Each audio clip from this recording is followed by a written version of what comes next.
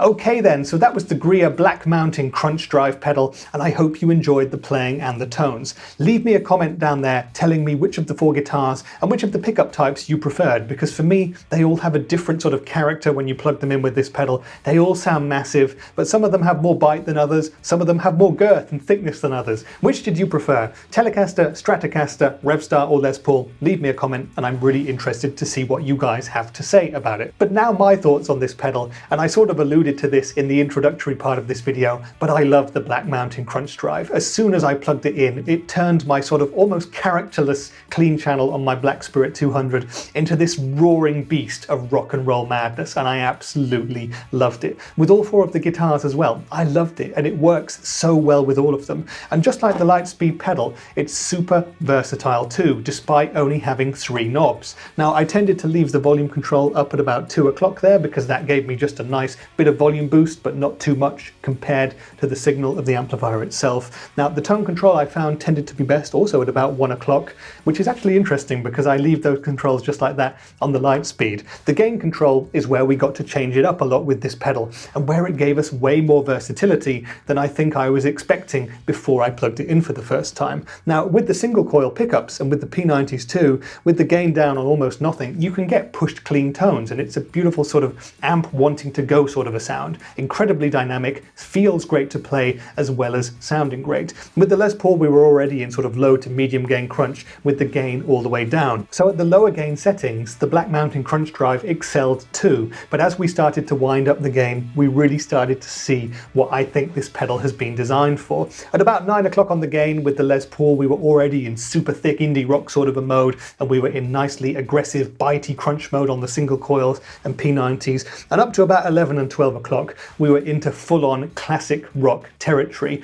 and I actually got some very convincing darkness sort of tones, as you might expect. I really think that with all 4 of the guitars, no matter whether you've got single coils or high output humbuckers like I have on my Epiphone Les Paul, you've got those darkness sort of tones. And I played a couple of my favourite riffs from Permission to Land. That album is full of amazing riffs and amazing songs too, by the way. It's a fantastic album and 20 years old this year, so revisit it or discover it if you haven't already. And discover Justin Hawkins' YouTube channel as well, because that's a really, really decent watch. He's an incredibly witty, perceptive and funny guy, and if he ever watches this, come on my show and do an interview with me or something like that. Or at least try this pedal, because it would be amazing to hear what you actually think of this pedal, which is going after the sound that you came up with 20 years ago. Now, when we turned the gain up past around 2 or 3 o'clock, it was starting to get a bit fuzzy. It was starting to break up. It almost sounded like the amp was wanting to collapse in on itself, and it sounded wonderful. Normally I'm all about the tightness, and I think if you're wanting to play something like metal, you're going to gravitate away from this sort of a drive pedal because it's not quite as tight as you might want. But for massive hard rock tones, for thick punk sounds, and also for sludgy sort of stuff, Kios or Queens of the Stone Age, that kind of thing, you're really going to get it with the gain dimed on this pedal. And there were a few sound examples where I got pretty close to that sort of thing. So overall, there are so many different tones that you can achieve with this pedal that I think it's going to be worth checking out almost no matter what genre you play. And if you've got something like a transparent overdrive or a tube screamer or something, you could probably pair it very, very well with this pedal. Now, we also heard, going into the crunchy amplifier, that the pedal is great for doing that sort of a thing too. And at the end I did a little loop as well, where we heard a classic rock loop. We twisted the knobs on the pedal just to hear the different extremes that you can get it to go to. And it really is a thing of beauty, no matter where the knobs are in terms of controls. So in terms of sounds, I absolutely love this pedal. And so for me to answer the question about which of the guitars I preferred with this pedal, I'd have to say that I think there was some magic in the bitey tones that I was getting out of the Yamaha P90 and the Revstar. It was just a massive sounding effect, but it also retained that clarity and that honk that you get with P90s, and it worked for absolutely everything. Now, if you want to get true darkness sort of tones, go for the humbuckers. If you want to get bitey, aggressive indie rock sort of sounds, the Strat and the Tele were perfect too, but the P90 covered the whole gamut of tone for me and was absolutely fantastic. But again, full credibility to this pedal for sounding wonderful with all four guitars across pretty much everything that I set it to. It passed every challenge with flying colours. And at the moment, I'm still in the honeymoon phase with this pedal, but there's nothing that I can really find to dislike about the pedal. When I first turned it on, I thought that I was having to dime the tone control a little bit too much to get it as crisp as I would like it to be. But actually I realised that it's just a case of balancing the three controls and you get just as much top end and bite and sizzle powerful as you need to really, really authentically nail any sort of a tone. So it's just a case of twisting the knobs, spending 5 minutes getting used to it, and then it just works. And everything else about this pedal is superlative for me. Like I've said, it sounds fantastic, it's super versatile despite having just 3 knobs, made in America, great quality, doesn't feel like it's ever going to break, so that's fantastic too. The price you're going to pay is probably going to be about $200, maybe a bit more in euros over here in Europe, and Greer pedals can be quite difficult to get hold of if you're in Europe, so get your name down on the list for one if you really want to try one of these. And I really, really recommend that you would if this is your sort of thing. Now, of course, Marshall in a box pedals are 10 a penny. There are so many of them out there. There are so many Plexi pedals out there. There are so many different higher gain Marshall pedals too, but this one seems to occupy a slightly different tonal character for me personally, and it does something that none of my other Plexi pedals sort of seem to do. I'm going to test it out against some of the other pedals, but if you guys watching this know of any pedals that do something similar to the Black Mountain Drive, please let me know. I'll search out those pedals and do some comparison videos. And what I'm also going to do for you guys in the next few weeks is a comparison video between the Lightspeed and the Black Mountain Crunch Drive. These are very different pedals, they come from different places, but the transparent Lightspeed is Greer's flagship, and this is the new bad boy on the block. And you might be surprised to learn, or you might not be surprised to learn, that they stack absolutely wonderfully too, so I'm going to be showing you that in a future upcoming video as well. I hope that this video has answered all of the questions that you may ever have had about the Black Mountain Crunch Drive pedal, but if there's anything else you'd like to know, leave me a question down there in the comments and I shall answer it to the best of my ability. And if you're still around, it would make my day if you wanted to like the video or even sub to the Rich Words music channel, because that really, really does help. But that's been it for today's video. This has been the Greer Amps Black Mountain Crunch Drive, and I've been Rich for Rich Words Music, and I'll see you in the next one. Bye for now.